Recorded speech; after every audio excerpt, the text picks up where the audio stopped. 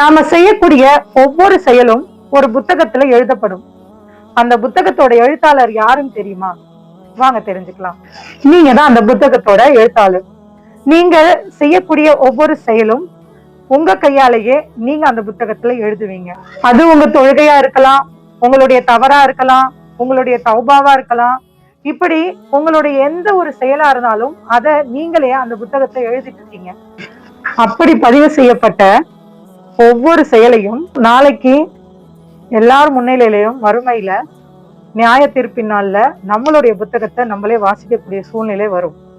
So அப்படி ஒரு சூழ்நிலை வந்து நம்ம அதை வாசிக்கும் போது அதை வாசிக்கிறதுக்கு நம்ம வெட்கப்படாத அளவுக்கு நம்ம செயல்களை மாத்தணும்.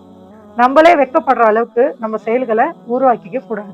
ஒரு மிக சிறிய நல்ல அமல் கூட அல்லாஹ்விடத்துல ஒரு மிக பெரிய நன்மையாக மாறும். அது மட்டும் இல்லைங்க, ஒவ்வொரு பாவமும் உண்மையான தௌபாவால் நன்மையாக கண்டிப்பா மாறும். இப்ப ரொம்ப தாமதம் ஆயிடுச்சேன்னு ஷைத்தான் உங்ககிட்ட சொல்றத கேட்காதீங்க.